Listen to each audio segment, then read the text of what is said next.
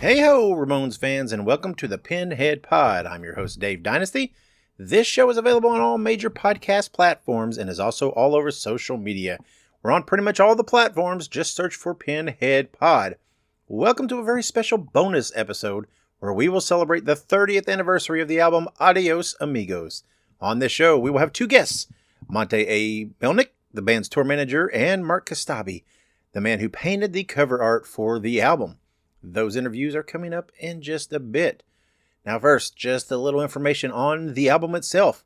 Adios Amigos was released on July 18th, 1995. It is the final Ramones studio album. It was recorded at Baby Monster Studios in New York, released on Radioactive Records, and produced by Daniel Ray. The album features 2 cover songs, 6 songs written by Dee Dee, 2 songs written by Joey, 2 songs written by CJ, who also sang some vocals on the album, and 1 song written by Marky. There is a hidden track on the album, a cover of the cartoon theme for Spider-Man. The album was fairly well received. A lot of people thought that this was a return to form of the Ramones, that it had the vibe and feel of a lot of the earlier albums, and was just a little bit of an improved album over some of the previous works. Now, the album did peak at 147 on the U.S. Billboard 200 charts. All right, that's it for the information. Now let's move on. We're going to take a break, and when we come back, we'll have our 2 interviews with Mark Kostabi and Monte Melnick. If you like horror movies, be sure to check out Dave Dynasty and Ike Isaacs on the Listen to Their Screams Horror Podcast. It is available on all podcast platforms and on social media at Listen to Screams. That is Listen, the number 2 in Screams. All right, and welcome back to the Pinhead Pod. This time I'm being joined by an artist, a Renaissance man, whose artwork appears on the cover of Adios Amigos, Mark Kostabi. Sir, how are you? Better than ever, thank you. Absolutely. Well, this July is the 30th anniversary of the release of the final Ramones studio album, Adios Amigos, which your artwork appears on. We'll talk about that. But before we get to that, I want to ask just a little bit about your background with punk. Because you grew up in Los Angeles. Your brother Paul was in Youth Gone Mad, founding member of White Zombie, Psychotica, lots of. So did you go to shows in L.A.? Oh, yes. I was a regular at the Mass. Okay. You know about the Mass? I've heard of it, yeah. Mullen? Yeah. Yeah, that was the edgiest, most important punk club in L.A. at the late 70s, early 80s. And then, of course, I went to the more mainstream clubs, too, like the Whiskey and the Starwood, and I would see punk shows there, too. And then in Orange County, there were a number of punk venues closer to the suburbs. But the Mask was where I saw bands like the Dead Kennedys and the Germs, and it was insane. And I was afraid sometimes because these kids I was young, but these kids that were younger than me would show up with a broken bottle and say, "Can I cut your hair?" Yeah, it was man. LA was hot at that time, and I'm a huge Dead Kennedys fan. Right, they're obviously a San Francisco band, but obviously kind of in that area. So what were some of your favorite bands that you were seeing in LA in that scene at the time?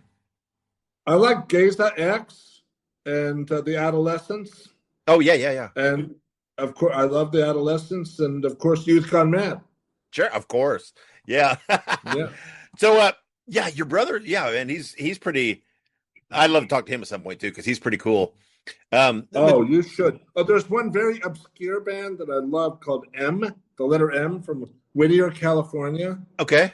And then I remember going to shows of X and all sorts of other bands. I guess I saw them all because I went out there with my brother Paul on the bi-week, 2 times a week or 3 times a week. It was really interesting. Yeah. So do you remember when did you first hear the Ramones? What was your first exposure to them?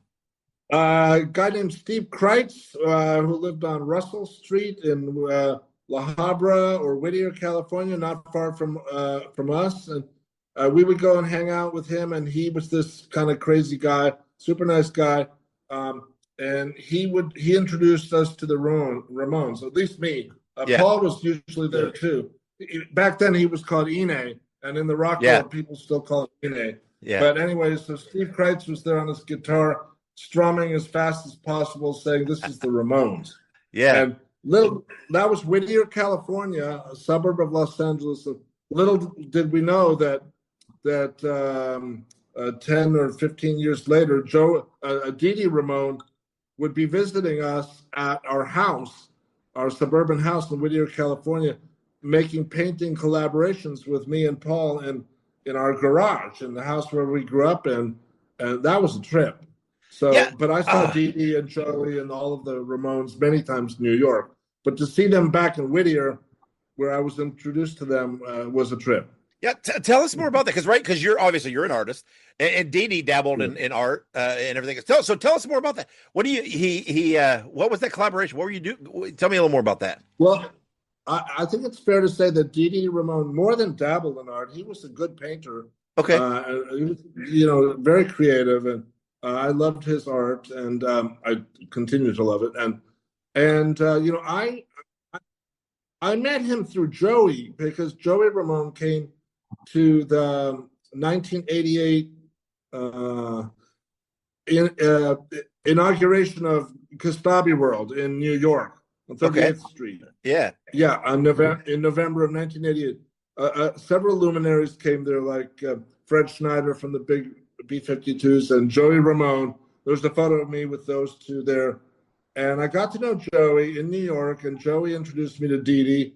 And I'm not sure how Paul met Joey, but Paul, my brother, became closer friends with those two guys than I did, because he's a guitar player and more involved with the punk rock scene than me. I was more into visual art, although I am a musician too, but I play piano and I compose my own classical compositions. Anyway, they were fabulous people, and Paul, my brother, was instrumental in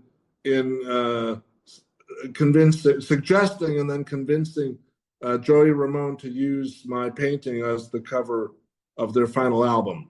Okay, well that was my next question. Then I was going to ask how that came to be for you to do the art. So that was a Paul mentioning you to Joey to do that. Paul. It was the Paul Kostabi thing.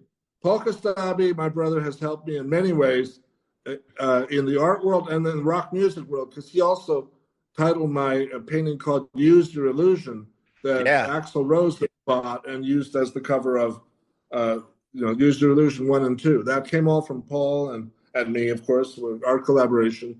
We collaborate to this day on art and music.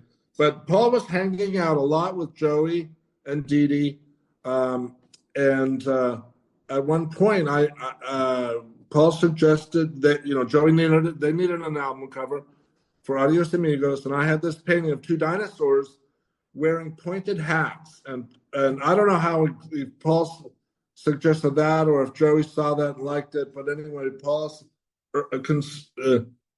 urged him to consider using it, and Joey said, "Yes, sure, we want to use it, but we want some changes," because they didn't mind being portrayed as dinosaurs, but they didn't want to be seen as dunces, and my dinosaurs had two pointed hats on them, and those could have been witch hats, dunce hats, or I like to think of them as antennas for wisdom, but Joey saw them more as dunce hats, and they didn't want to go out seen as dunces. So since the album was called Adios Amigos, Joey asked if they could convert them into sombreros. Gotcha. And there were some other irrelevant, the painting still exists, I own it.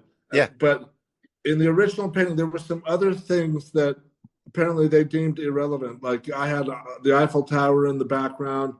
That had nothing to do with their concept. And a few other, I had some weird skiers in the lower right. They had those airbrushed out. This was pre-Photoshop. I guess some graphic designer just modified it, simplified it, and made it the iconic, legendary album cover for Adios Amigos. Yeah, so my name's on it, and basically it's my painting modified. Yeah. So did they connect to that dinosaur? I mean, did they kind of view that, right, as their last album? They're the Elder Statesman. Did they connect to that dinosaur thing with kind of viewing Joey and Johnny as the dinosaur? Maybe. Yeah. I think that was a little bit of self-deprecating humor. Sure. So we're dinosaurs. We're out of here. and that's what happened. Yeah. So you're communicating. I mean, you're right. You knew Joey, but there was a lot of communication. Paul set you up, so you were communicating mainly with Joey, as far as any direction, alterations. I knew both Joey and Dee Dee fairly well, but Paul knew them both very well, and I don't know who met them first. It might have actually been me at the opening of Kostabi World in 1988. Yeah. But then, Joey and Paul connected immediately, and I was busy doing my art stuff, and they had a profound, long friendship based around music. Yeah. In fact, Joey Ramone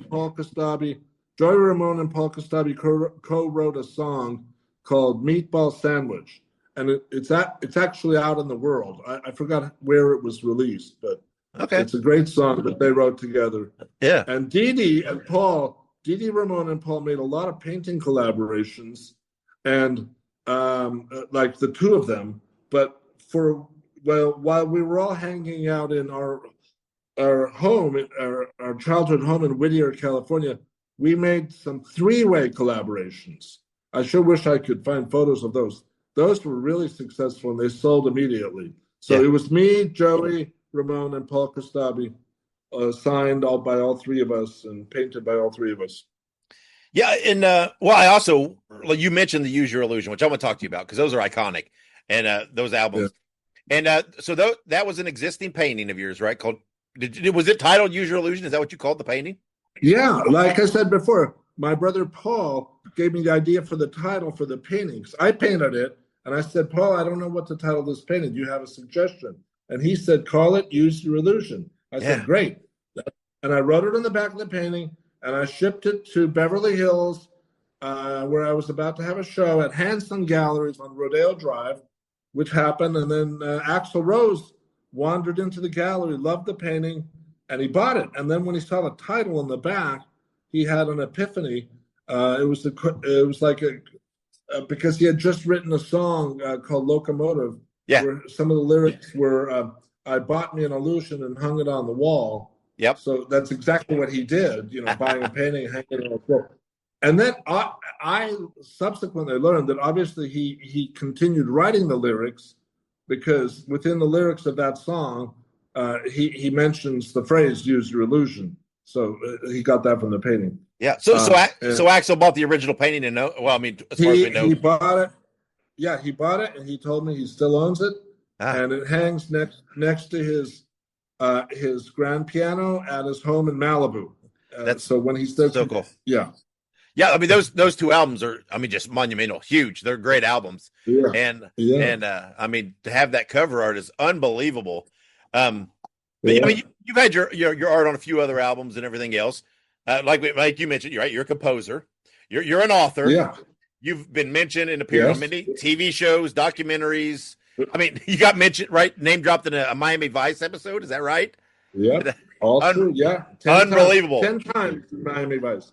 Well, one show, but they mentioned in Miami Vice. The episode is called "The Lost Madonna," and you can watch it for free on YouTube. Just go, search Miami Vice, "The Lost Madonna," Kostabi. You don't even need my name, but my name is mentioned 10 times in the episode. They built a whole episode around thieves that steal a bunch of very valuable Mark Kostabi paintings. What a wild life! I mean, that's just unreal. The things you've done. Do you view all these things, right? Because there's so many different things. Is this just part of your creative process?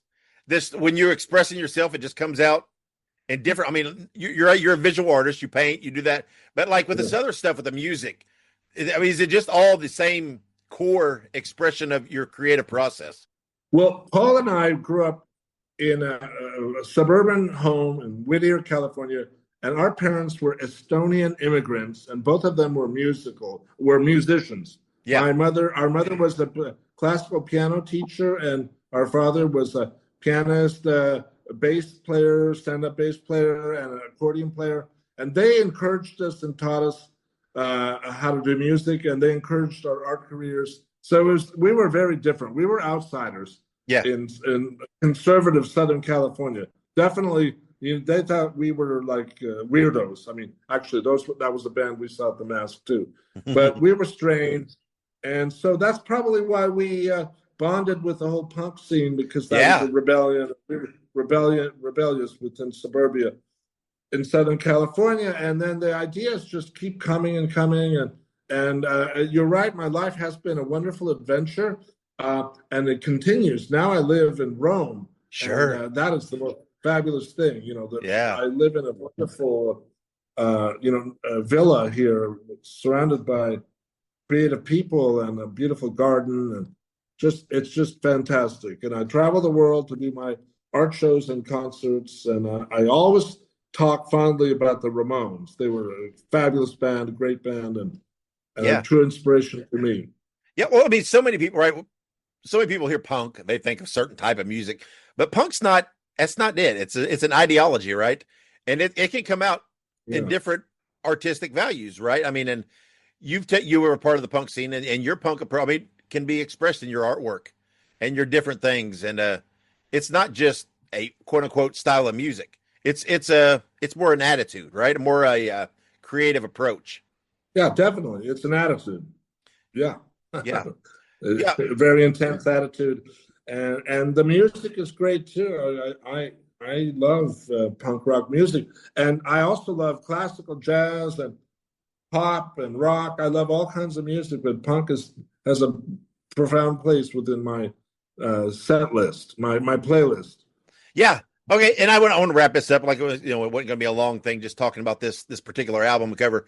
You mentioned it, right? You've done all these incredible things, but you hold the Ramones in a certain place. Is there a certain pride that you have to knowing your art is on that final Ramones studio album? Yes, it's amazing. I'm profoundly proud of that. And when I'm introduced on stage, which I go on frequently, the presenter always mentions that I did the final Ramones album cover. Of course, they mentioned Guns N' Roses too. But in terms of pride about my life and career, probably the most proud moment was in 1986 when my mother, Rita Kostabi, was visiting in New York from California, and I took her to the Metropolitan Museum, which was at the time exhibiting one of my very large paintings that they own, and it was hanging between Picasso and Cézanne and Van Gogh, and that was really a milestone for me, a personal milestone. I bet. Yeah, I mean, it's obviously a lot of us common people or whatever you want to call us, right? We know you from the Use Your Illusion audio speaker, but you've done so many unbelievable things beyond that.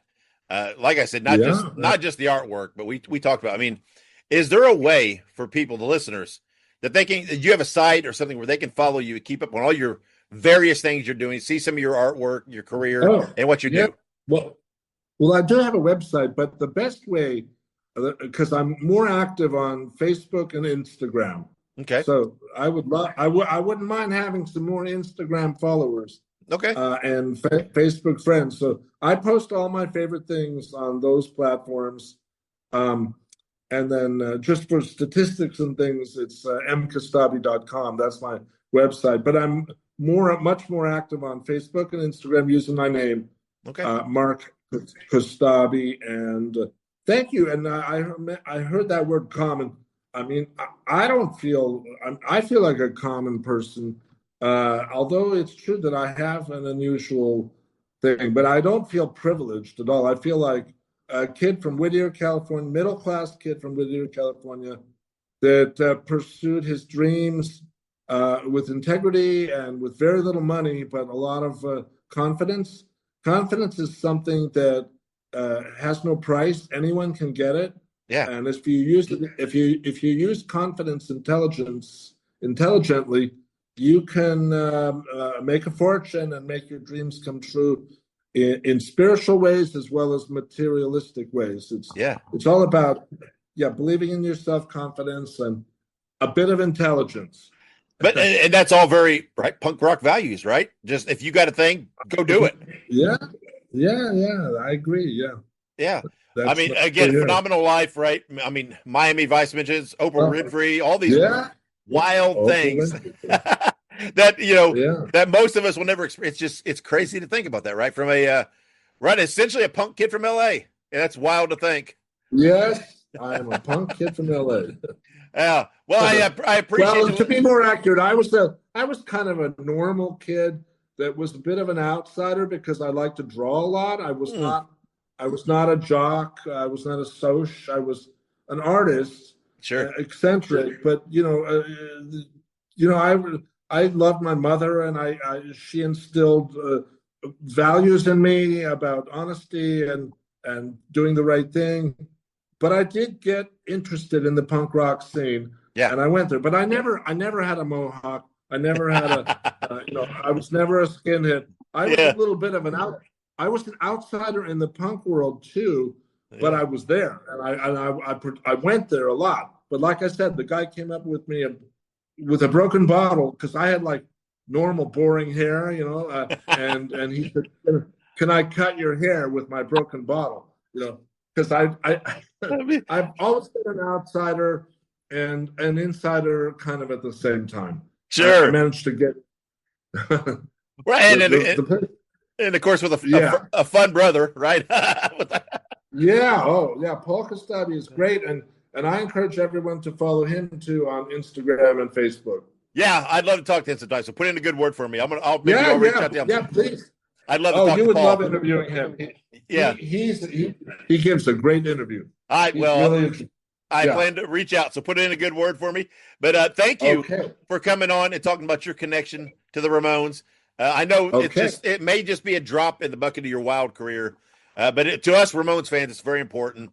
And a lot of times you see albums, right? You don't think a lot about that cover art. It's just there, and you may appreciate it, but sometimes there's a lot more to thinking about the behinds and who created that, and it's a great thing to think. So I appreciate you coming. Like I said, 30th anniversary of Adios Amigos. It's wild that it's been that long. So I will put your link to your Instagram in the show notes so people can click that right to it. Hopefully subscribe to you. Obviously Instagram works for you. It's a very visual app, and but I appreciate you coming on and talking to me. And like I said, I'll reach out to Paul and hopefully we can talk to him soon. You have his contact info? Do I need to email it to you, or do you? Can you send it to me? Because I'm not sure what I've got, but I'd love to reach out to you. Yeah, I'll text it to you. Thank you. Sounds great. Awesome. I would love that. So have a good day in Rome. What is it? It's late in Rome, right? It's in the evening, afternoon, or it is 5:39. Yeah. See, we're 11:39 here where I'm at in the East Coast U.S. Yeah. So have a good evening there in Rome and enjoy. Okay, thank you. Thank you for all you've done, and I appreciate your time. So we'll talk again, hopefully in the future. Looking forward to it. And here we are on the Pinhead Pod, and we welcome back once again the longtime tour manager for the Ramones and the author of the book On the Road with the Ramones, Monte A. Melnick. Monte, how are you? Gabba gabba hey. Yeah, all right. Well, Monte, you were the very first Pinhead Pod guest, and I'm glad. Yeah, and I'm glad to have you back. And we're going to specifically today talk about Adios Amigos, because this July is the 30th anniversary of the release of Adios Amigos, the final Ramones studio album. Tell us about that time period and around that time, how that decision came up for the band to retire, knowing that this was the end of it. How did that all kind of come to be? Well, Joey was kind of getting a little rough in his health and stuff like that, and wanted to take more time off. John was realizing he'd rather quit ahead on top and not drag it on too much, so they mutually decided to end it. Yeah, so the band knew right about Joey's illness around this time, right? Yeah, about that time, later. Yeah, and like you said, that I'm sure that probably played it. Where was it a South American tour or something that they wanted to do, and Joey kind of ixnayed it because he didn't think he could do it physically at somewhere around this time? Well, I think John and Joey both turned it down. They didn't want to do it. Mark was a little pissed off about it because, he made some money off that. And, CJ was in between. He could have done it, not could have done it. It was all right either way. But Marky was a little upset about it, not them taking it was going to be a big payday. Yeah, and you mentioned, I think, the first time we talked that, right, Johnny had this very business-like approach, right? He wanted to do so long, make so much money, and then just like a job, call it. So it kind of fit that way. Yeah, he had a time period and a money period, a money type of feel to what he wanted to do, and he got there, and that he decided to quit when he was ahead. Yeah, and he was already living in LA, so he was kind of starting to do his own thing, and already moving in that direction, it seems like.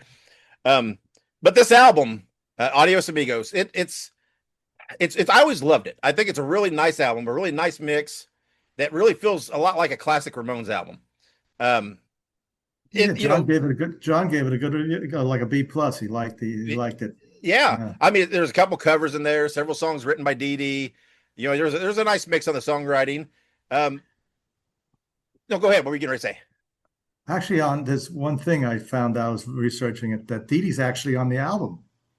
Did you know that? No. What did he? He's singing in German on the Berlin song. Is he really? Yeah, I didn't know that.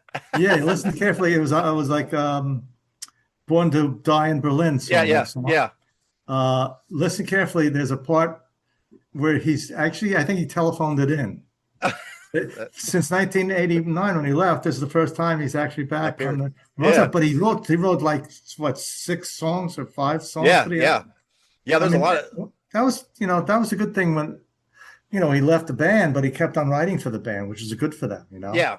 There was always that connection, right? That link. It's like Dee Dee was always still kind of there in spirit. I mean, and Dee Dee, is a lot of people think always wrote the best stuff, some of the best stuff. One of the better songwriters in the band. Probably the most punk guy ever in the band. Yeah, but some of the songs he wrote for this one, yeah. Yeah. So when they went into the studio to do this, whatever, how focused were they to, hey, this is it, we want to go out with a bang? Were any of them disillusioned, checking out at all, or were they all pretty committed to let's go out on a good note? When they're doing the album, they didn't really talk about quitting it at all or ending it. You know what I mean? It was just like business, go in there, lay down the tracks, do the vocals, whatever. And they really didn't discuss much after that, really, in between, Yeah. It was all business-like, Yeah. Well, and like I said, it's generally Will See album, and even their cover of Tom Waits' "I Don't Want to Grow Up" was even kind of a minor little hit for them. That got a little play there. Yeah, which is they didn't get a lot of that during their time with some of their new singles, and so it's I love that track. I think it's a great track, and it's a perfect song. I think it's a perfect song for them. It's again, there's a fun, right? There's that bonus track with them doing the Spider-Man theme and just lots of fun stuff that's very, very Ramones. It really felt like a classic Ramones album. Yeah, that was a hidden track. Yeah, they stuck on there. You had to listen for it, Yeah, and it wasn't listed. Yeah, what's more New York than the Spider-Man and the Ramones? Hey, Spider-Man was from Queens. That's right. That's right. So, in your book, you talk about the back cover. That back cover photo. And you say there's a hidden meaning kind of in the photo. But first of all, you're in the photo, correct? You're what happened was, Arturo Vega, the great Arturo Vega, we miss him a lot. I wish he was still around. He's Mexican, but he wasn't there that day. So George DeBose says, we want to do a Mexican sleeping down there. I volunteered for it. You know what I mean? So I'm the sleeping Mexican. But I don't think they could have gotten that away with that back cover today with Mexican and probably not Mexican and all that stuff. But back then it was okay, and I was happy to be. I thought that should have been the front cover instead of that crazy dinosaur stuff. Yeah, the dinosaur thing. It was it's a little that's a little awkward. I'm talking to what's his name? The guy that painted that. Kostabi. Yeah, I'm getting ready.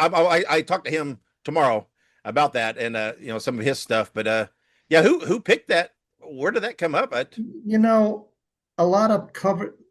Barry Kerr first wanted to get a piece of the merchandising, and they wouldn't give him any of the merchandising. He got really pissed off about that. So he says he's going to pick a lot of the covers. So if you notice, a lot of the covers were like paintings or famous paintings. Or that he felt he picked the cover, and some paintings he bought and made some money that way.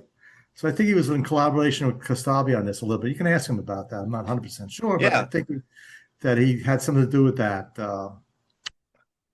So he picked the covers, and they said, you can pick the covers. We're keeping all the merchandise. And he was so upset about not, the merchandise was a big chunk of money there. He was a little upset about that.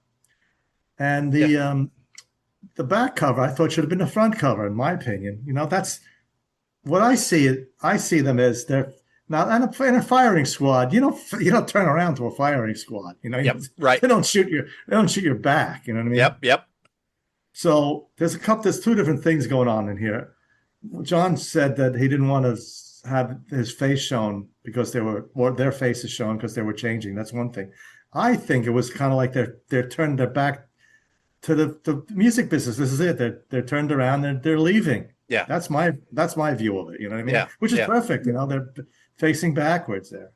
Yeah, and it's it's a really great picture. And I do think it could have been a very impactful album cover. That cover art's. It's a nice painting and everything, but it is.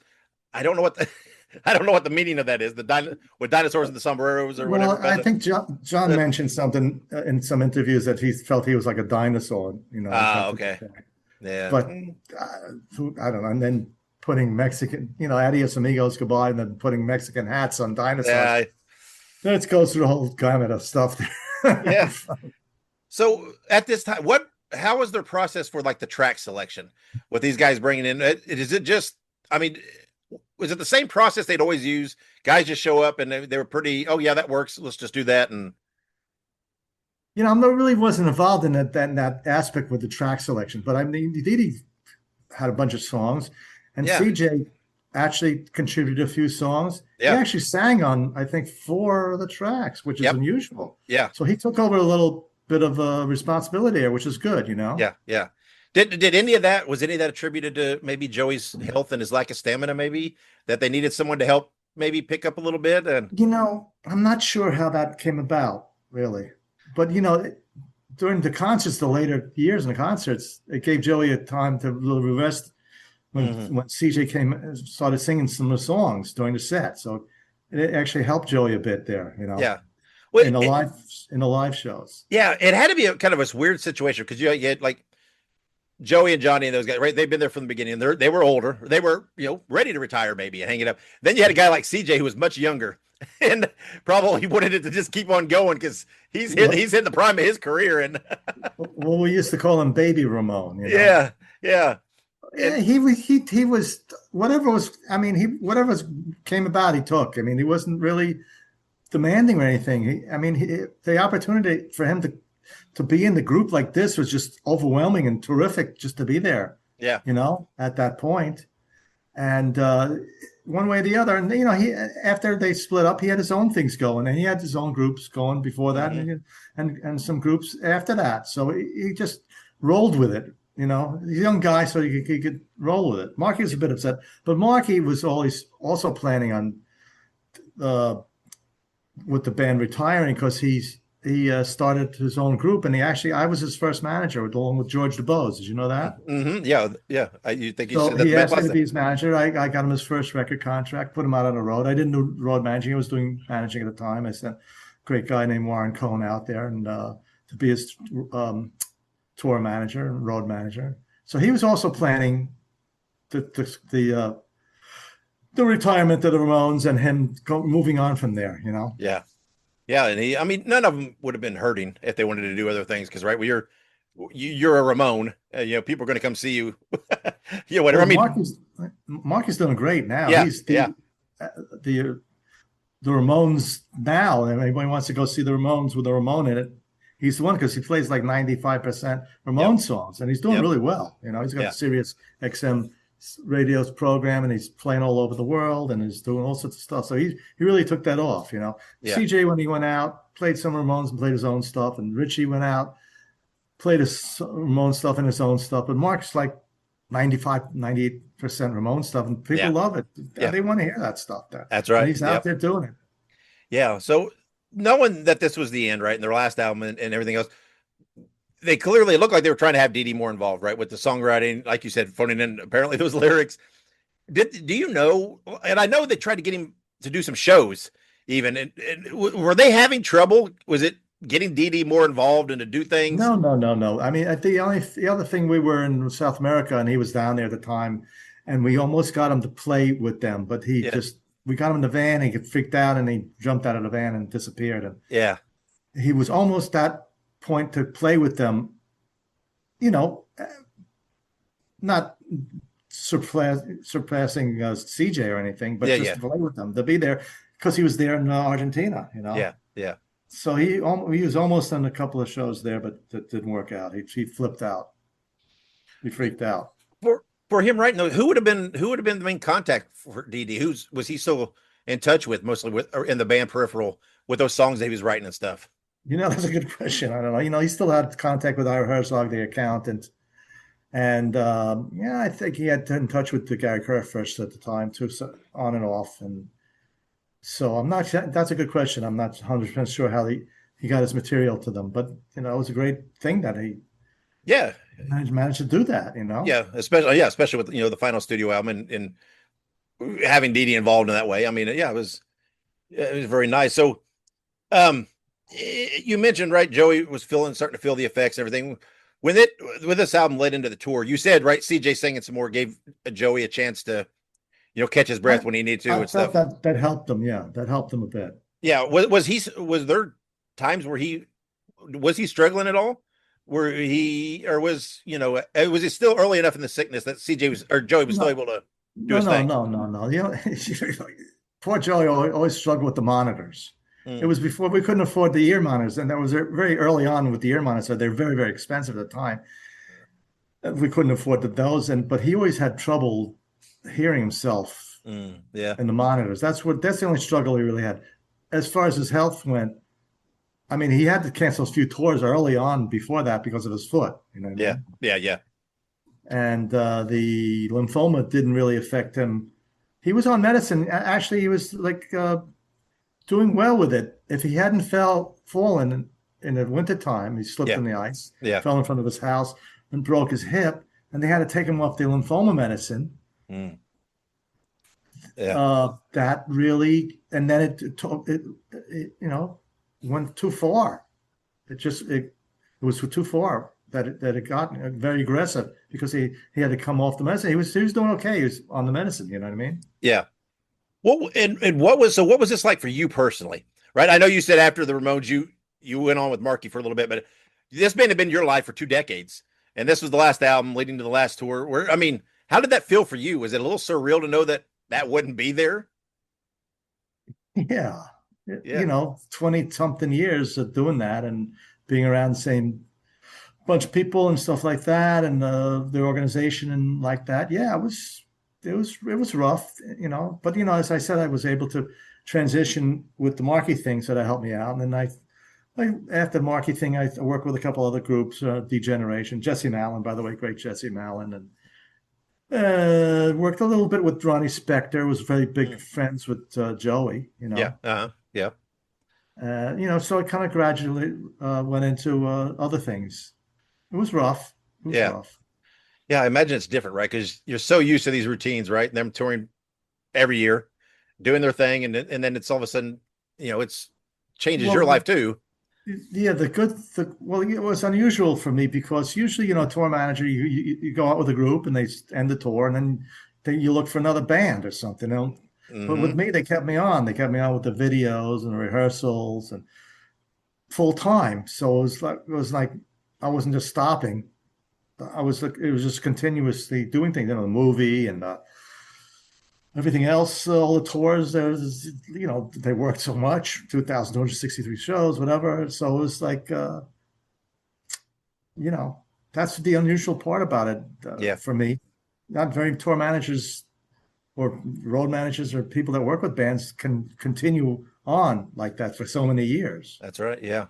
Yeah, and then you've kind of transitioned out to be kind of an ambassador for the band, and because the original four is gone, Arturo's gone. Most of the people that were there for this long period of time, except for you, are gone. So you're kind of actually, I'm the only one around that was there from the very beginning. From the beginning, Mickey Lee was there a little before me. Sure. Yeah. I missed a few shows in the beginning, but I was there in Performance Studios, which their first show was 50 years ago. Yep. And Performance Studios, the three-piece group. They only played one time as a three-piece group. I was there for that. So I was actually there from the beginning of them, and all the way to the end. And Arturo's the only one that was there, but he's not there anymore. Yeah.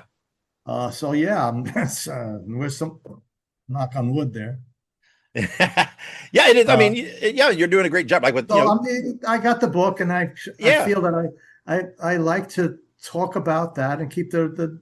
I mean, the thing is, the Ramones get bigger and bigger. They do. They have they've crossed that line into that pop culture where they'll always be there, right? The Ramones, no matter who's left, the Ramones will be the Ramones, and it's a brand now almost, right? That people say they say the Stones, Beatles, Ramones in one sentence, but that's right. I'm flabbergasted about that. Unreal.